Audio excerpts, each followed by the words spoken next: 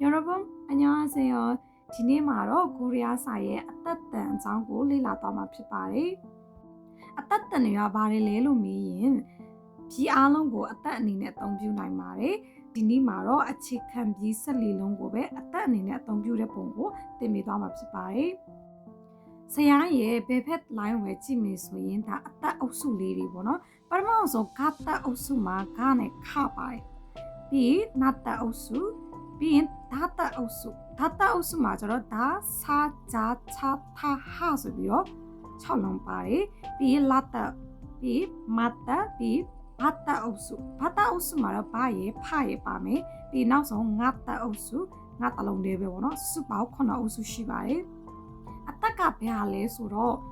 မြန်မာစာမှာဆိုရင်အသက်လို့ပြောလိုက်ရင်အပေါ်မှာရေးတယ်ဒါပေမဲ့ဂူရီးယားစာမှာတော့အသက်လို့ပြောရင်အောက်မှာရှိတဲ့ကောင်ကအသက်ပါဘက်မှာ check ဆိုတဲ့စကားလုံးမှာ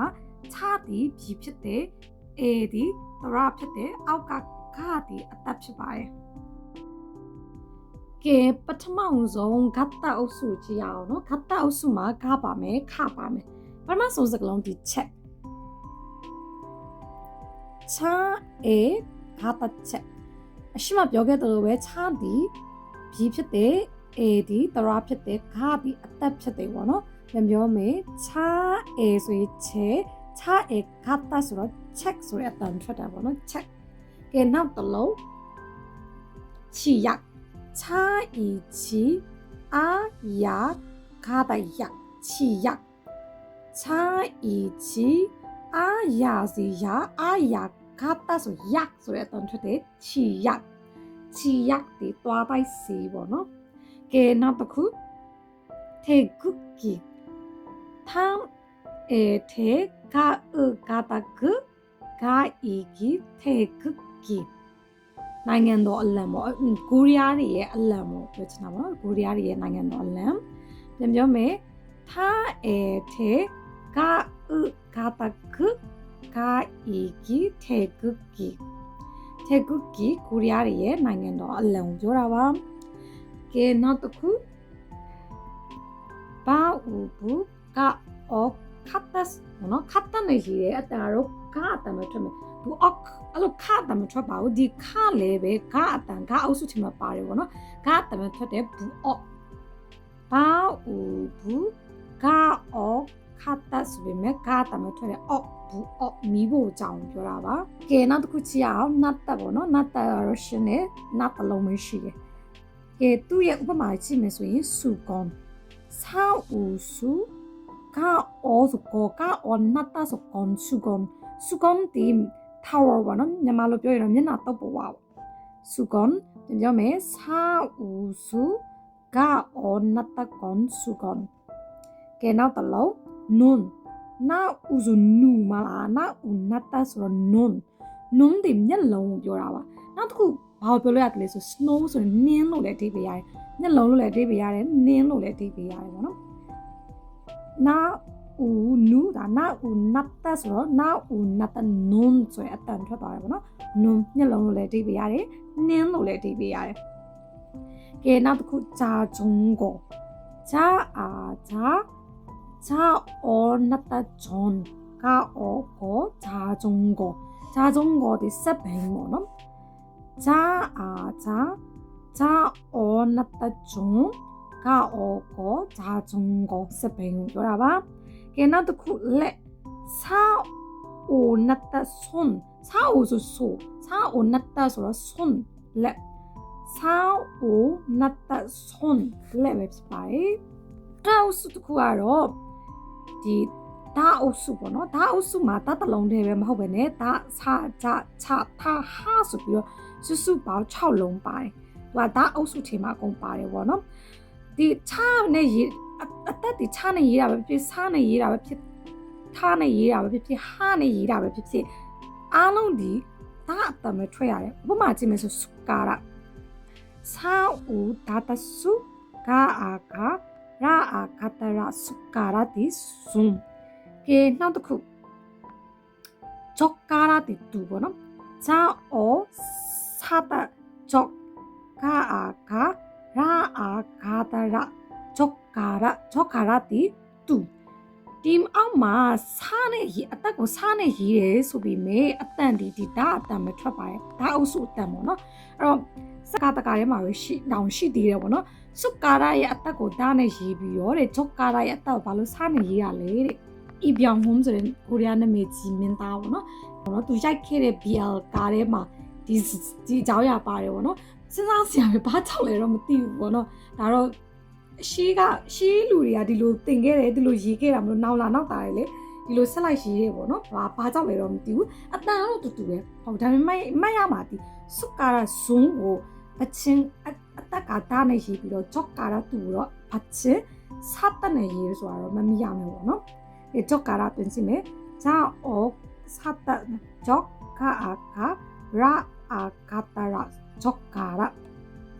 ကာရချင်းကတူတယ်နော်ကာရချင်းတူပဲစုလို့ပြောလို့ရှိရင်ဇုံဂျော့လို့ပြောလို့ရှိရင်တူပေါ့နော်ဒါကြောင့်မလို့အရင်တုန်းကစုဂျောဆိုပြီးတော့လေအတူကစုဂျောဆိုပြီးတော့ဇွန်းတူကိုပေါင်းပြီးသူနဲ့ဇွန်းပေါင်းပြီးစုဂျောလို့အတူကခေါ်ခဲ့တယ်လေနော်အဲ့ဒါပထမဆုံးဝဟာရတင်တော့ကအဲ့လိုအတူကလေးတင်ပေးခဲ့တယ်နောက်တစ်ခုနာအာဇာတနာအာဆိုနာဇာတဆိုနာရေတော့ဇာတနဲ့ရေးပြီးမယ်အတန်ထွက်တဲ့ခါနာအာဓာတ်အတန်ဝင်ထွက်ရတယ်ဘူရီးယားစာမှာအတန်ထွက်ရေးရင်ဒီလို၄တောက်ကိုနဲ့ရေးတယ်ပေါ့နော်သူရဲ့အတိတ်ပြန်နာဆိုဒီ time နေ့အချိန်နေ့ဘက်ကိုပြောချင်တာပေါ့နော်နေ့ခေုံပြောချင်တာနာအာဇာတအတန်ထွက်ရင်နာအာဓာတ်အတန်နဲ့ပဲထွက်ရမယ်နာနေ့ပဲဒီ time ကိုပြောတာပါကဲနောက်တစ်ခုတာကအိုကိုအိုချတ်နဲ့ရေးတယ်ဒါပေမဲ့ဒီချဒီပါအတန်မထွက်ရလေဓာတ်အတန်မထွက်ရတယ်ချတ်ဟာအားလုံးဒီဓာတ်အတန်ပဲအိုဓာတ်အတန်နဲ့ထွက်မယ်ဓာတ်ကိုဒီပန်ချီဆူရဲ့ကိုတည်ရနော်အရင်နာမည်ကြီးတဲ့တစ်ချက်ပေါ့နော်အိုချတ်ဒီရေတော့ချနဲ့ရေးတယ်ဖိုင်နော်အိုဓာတ်ကိုဆိုတဲ့အတန်နဲ့ပဲထွက်ရမယ်ကိုပန်းဆိုတဲ့အဓိပ္ပာယ်ရပါတယ်ကဲလာအောင်စုကြည့်အောင်နော်လာအောင်စုမှာတော့ရှင်းတယ်လာတစ်လုံးပဲပါတယ်ပထမဆိုဒါအာလာတဒါတီလာလို့အဓိပ္ပာယ်ရပါတယ်ဒါတီလာပြီးတော့ဥမာဒီလိုကောင်းကင်ကလာပဲမဟုတ်ပဲねတလနှစ်လသုံးလဆိုတဲ့ဒီလာနေလာနေပြောရချင်တယ်ဒါဟန်ဒါဒူဒါအဲ့လိုပြောလို့ရတယ်ဟန်ဒါတလဒူဒါနှစ်လဆိုပြီးအဲ့လိုပြောလို့ရတယ်ပေါ့နော်ကဲနောက်တစ်ခါပြပြမယ်နော်ဒါအာလာတဒါတီလာပြီးနောက်တစ်ခု kill ka i lata kill ti lan ka i lata kill lan ပြီးလို့ရှိရင် yom pil a yo nata yom pa i lata pil yom pil ခဲတယ်အောင်ပြောတာပါ a yo nata yon pa i lata pil yom pil ခဲတယ်ဘာယောဆိုပြီးပြောဘာယောလတ်တပြောဒီဂျေကိုပြောတာပါဘာယောလတ်တပြောဂျေမအုပ်စုကြီးမတ်တအုပ်စုသူကလည်းတစ်လုံးပဲရှိတယ်ဥပမာအနေနဲ့ဘမ်ဘာအာမတ်တဘမ်ဒီညဘာအာမတ်တဘမ်ညပြီးကာအိုမတ်တကုမ်ကုမ်ဒီဝဲဝုံပြောတာပါကာအိုမတ်တကုမ်ဝဲဝုံကဲနောက်တစ်ခုချင်းတဲ့ချာအီမတ်တချင်းချာအီဆိုချီမှာချာအီမတ်တဆိုချင်းဒါအဲ့တဲ့ချင်းတဲ့အဲ့ရအောင်ပြောတာပါချာအီမတ်တချင်းဒါအဲ့တဲ့ချင်းတဲ့ကဲနောက်တစ်ခုဂင်ပေါ့နော်ဂင်ကာအီမတ်တဂင်တဲ့ယေညိကိုပြောတာပါနော်ယေညိကာအီမတ်တဂင်ယေညိကဲနောက်ထပ်အုပ်စုတစ်ခုကြည့်အောင်ဘာအုပ်စုမှာဘာလည်းရှိတယ်လို့ဖလည်းရှိရေပေါ့နော်မထမင်းဘာအာဆိုဘာဖတ်တာဆိုဖတ်ဒီထမင်းဘာအာဖတ်တာဖတ်ထမင်းကဲနောက်တစ်ခုဂျီကပ်ဂျာယီဂျီကာအာဖတ်တာဆိုကပ်ဂျီကပ်ပတ်စံအိဂျာယီဂျီကာအာဖတ်တာကပ်ဂျီကပ်ပတ်စံအိကဲနောက်တစ်ခုချစ်ဂျာယီဖတ်တာချစ်ဒီအိဂျာအီဘတ်တဂျစ်အိမ်ပြောတာပါကဲနောက်တစ်ခုတော့ကိုဆောက်ဖတ်တနေရတယ်ဒါပေမဲ့ဒီဖတ်အတန်နဲ့မထွက်ဘူးဘာအတန်မထွက်လဲဆိုဘာအတန်ပဲထွက်တယ်အတန်ဒီဘာအတန်ပဲထွက်တယ်ပေါ့နော် အတန်ကိုရေးရမယ်ဆိုရင်ဘယ်အတန်ထွက်သည်စာဦးဘာတတမထွက်တဲ့ soup ပေါ့နော်အတန်ကို၄တော့ပြင်နေရေးတယ် soup ရေးတော့စာဦးဖတ်တနဲ့ရေးတယ်ထွက်တော့စာဦးဘာတ soup ဆိုတဲ့တိုးလို့ဒီပြရတယ်ပေါ့နော်နောက်ဆုံးတစ်ခုအနေနဲ့ငါတက်ကိုကြည့်ရအောင်နော်ဥပမာဆိုရင်ငါငါတက်ကန်ညိကိုပြောတာပါငါတက်ကန်ညိနောက်တစ်ခုဘာငါတက်ဘမ်ဒီအခန်းကိုပြောတာပါငါတက်ဘမ်အခန်း